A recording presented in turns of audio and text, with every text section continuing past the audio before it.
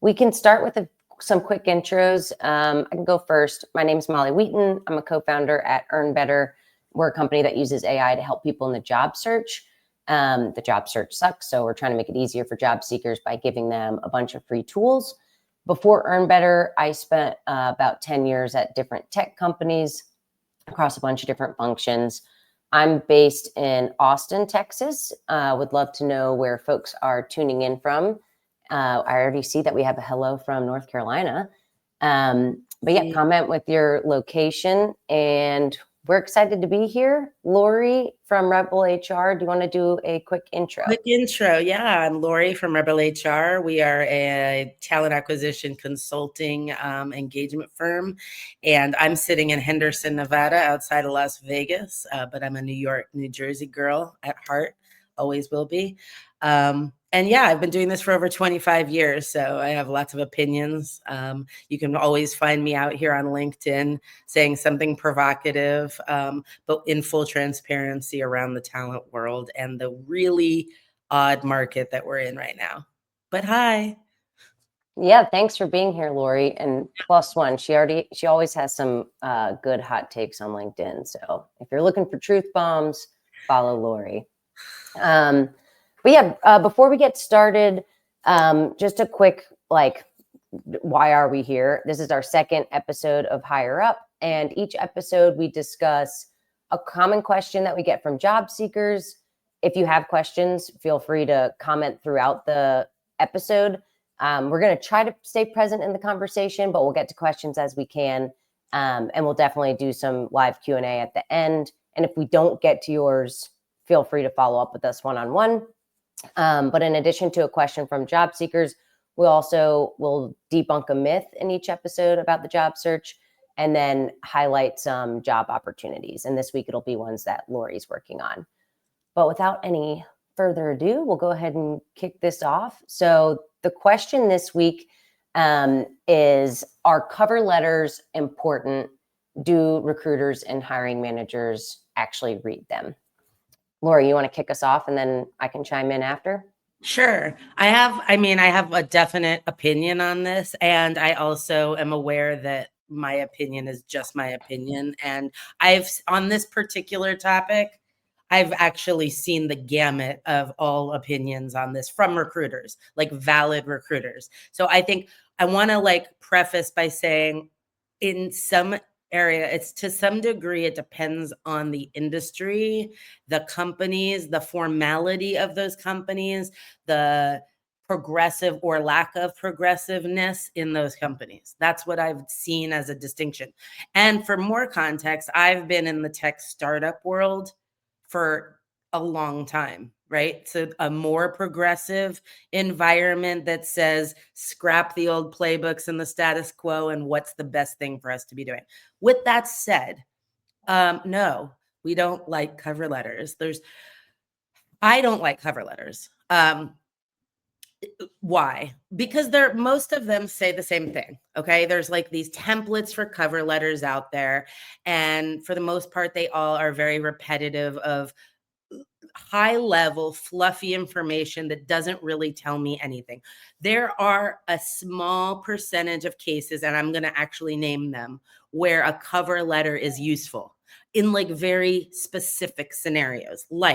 There's a very specific scenario and story about your search that's relevant to the person reading your resume, but it can't go on your resume. What am I talking about? I'm talking about, I live in California, but I have to relocate to Texas because my husband got a job in Texas. So I have to relocate to Texas. Now that can be added to your resume. You can put your current location, California, moving to Texas by X date, meaning I'm not looking for a company necessarily to relocate me. I'm relocating with or without the role, right? Mm-hmm. So I like cover letters to share outlier scenario type information like that. Or if you're looking to pivot, you have a very clear and specific plan and strategy to pivot. I'm currently in education. I want to pivot to education technology. I am very clear on how and what I currently do and the skills and strengths I have and how they fit into the ed tech space from the education space. And I want to be able to tell that bridge story. I want to explain the relevance of why what I'm trying to do fits what you are looking for and the solution that you're looking for to a particular problem. So that's a specific scenario where a cover letter can be useful, right? But if it's just to reiterate that you're interested in the role that you're applying for, which you're applying for it, that's implied interest. Like, I don't need to read another piece of paper to tell me that you're interested in the role that you're interested in, that you're applying for. Like, it's redundant, right? And then of course there's like all kinds of fluffy other stuff on the cover letter that none of it really is that relevant, right?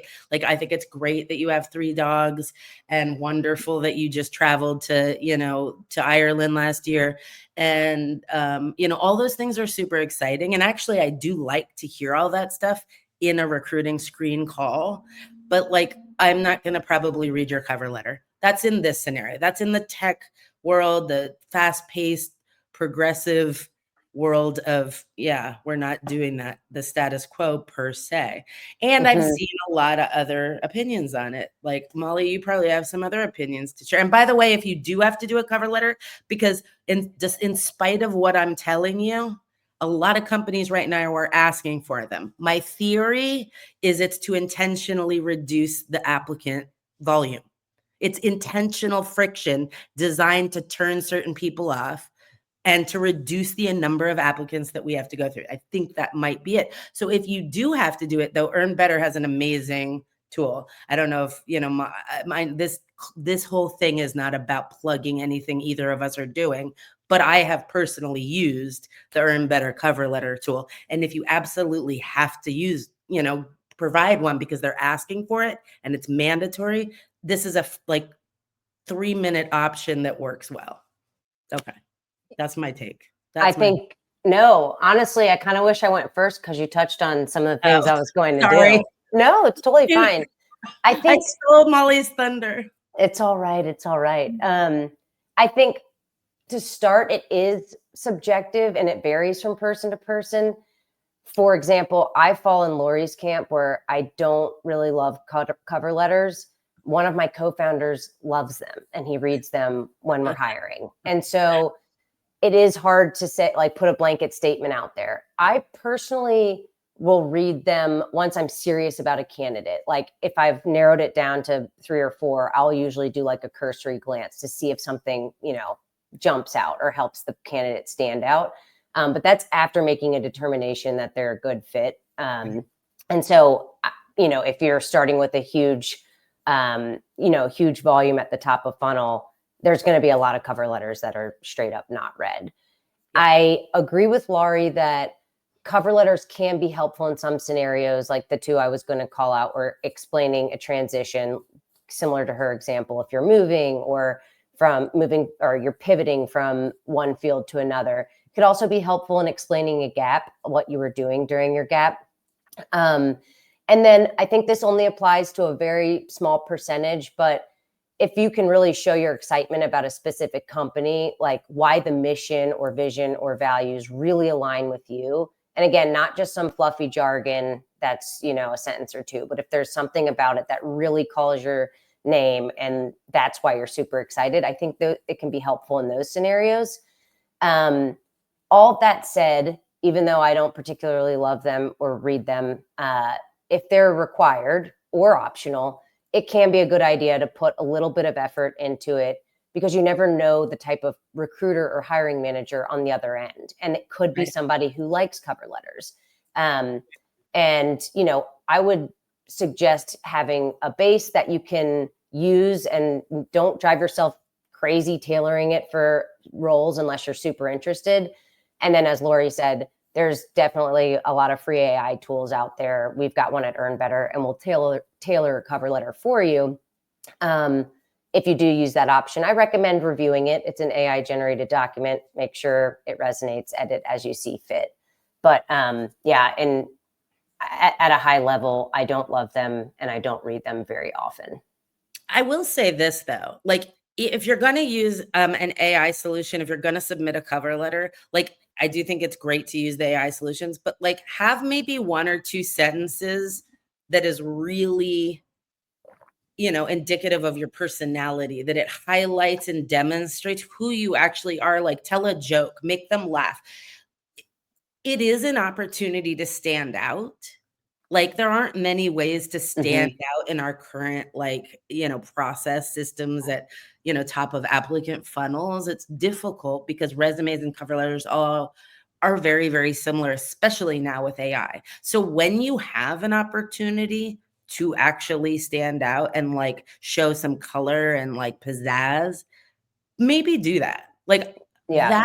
that might make a difference. After reading 100 AI generated cover letters that all sound the same except for a few different keywords, like it would be nice to see somebody like, who says something tongue in cheek or cute or funny or resonates in some way. And use the AI tool because that's fast. And then just have like your own little crafty creative blurb in your notepad that you just copy and paste into it every time. Like something cutesy about you isn't going to change role to role. You can share it to everyone, right? Like, and it's a fun icebreaker. It could be like your little signature thing. Again, we've got to start thinking in terms of like personal brand and like standing out and like our unique value proposition. So this could help.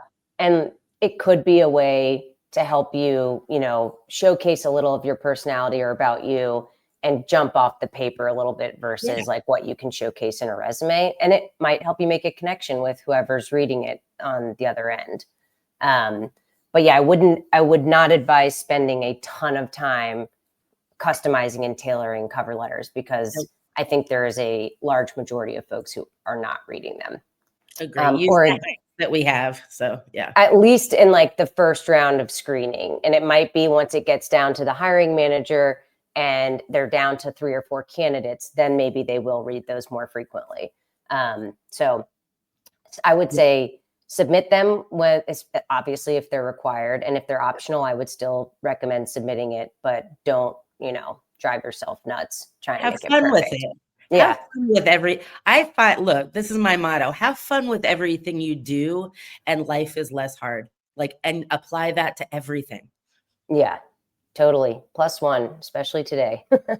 All right, great. Well, let's move on to the next topic just since we're already halfway through time. I know, it really does.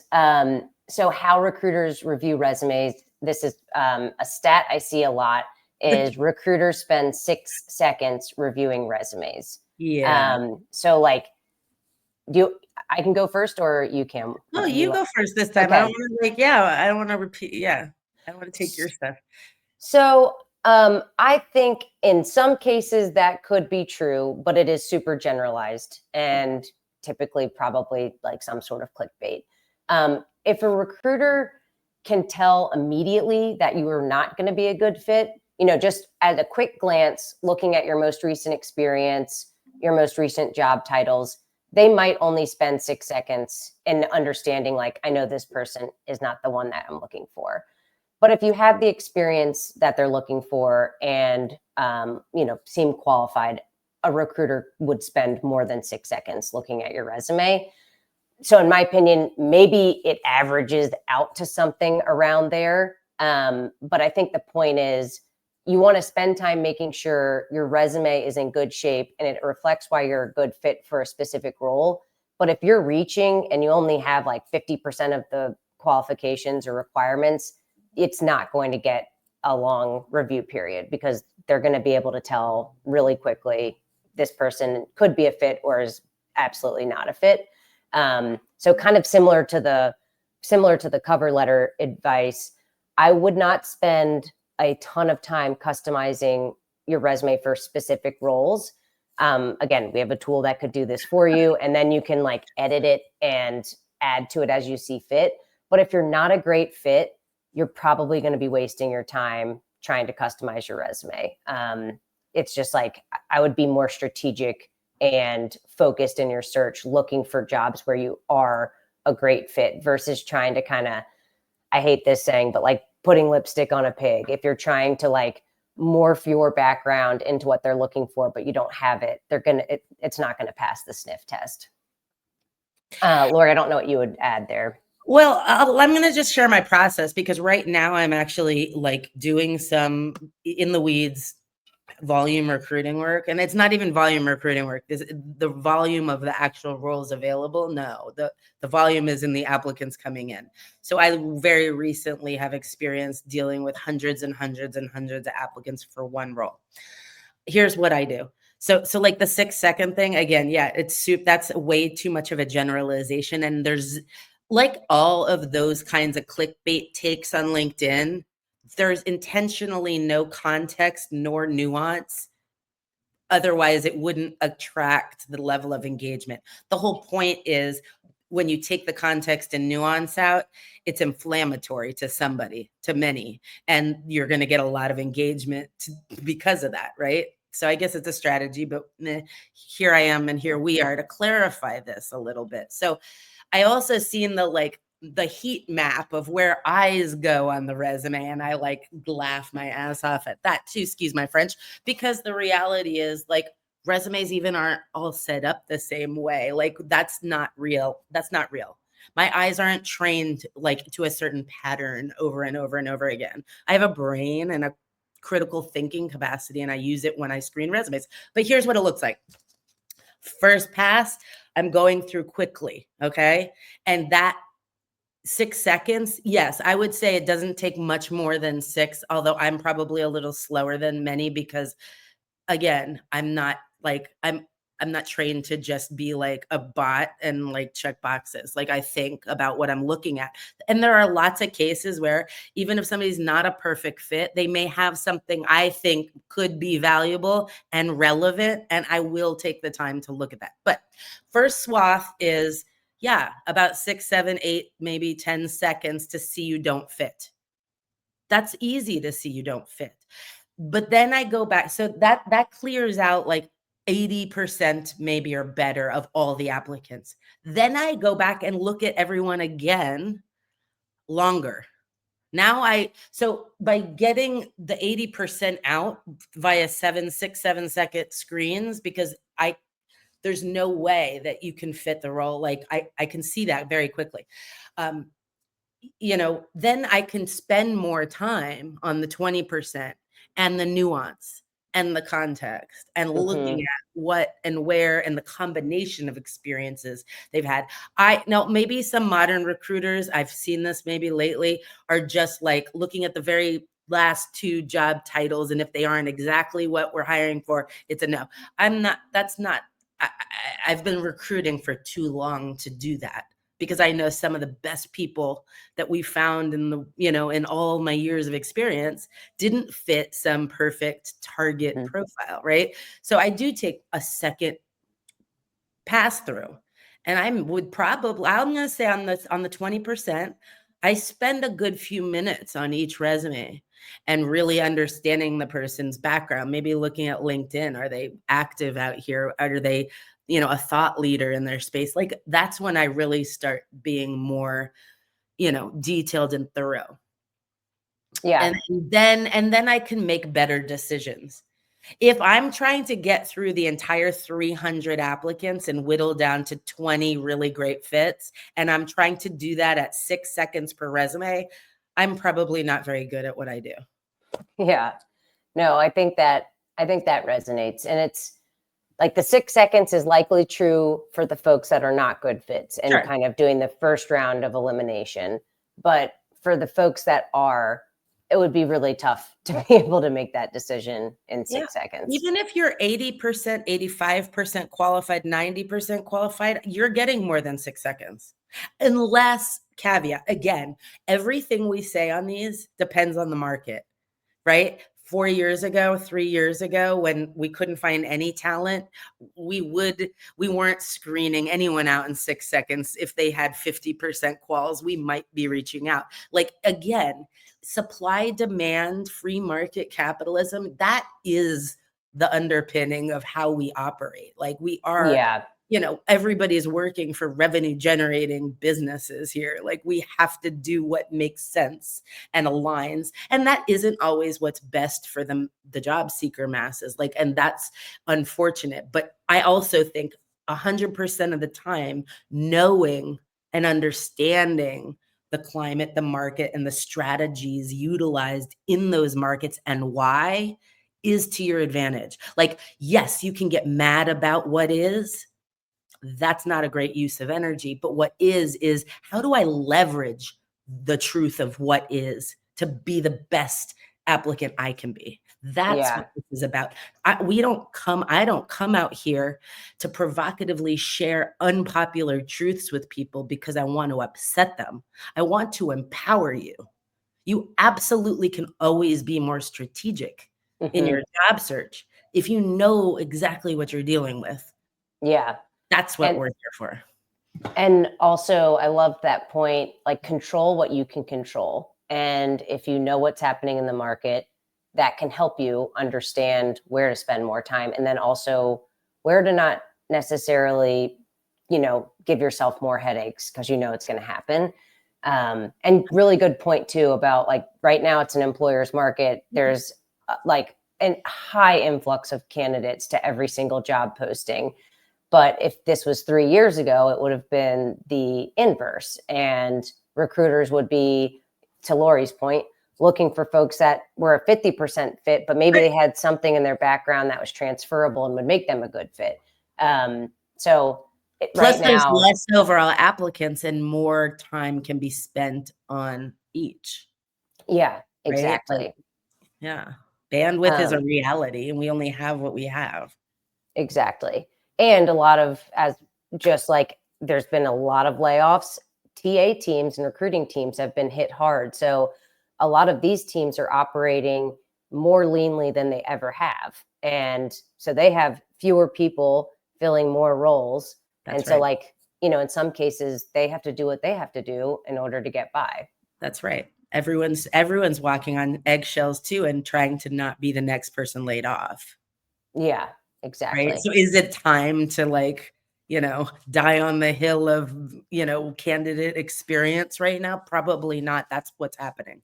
Yeah. People they can't prioritize that right now, unfortunately. I mean, we all care.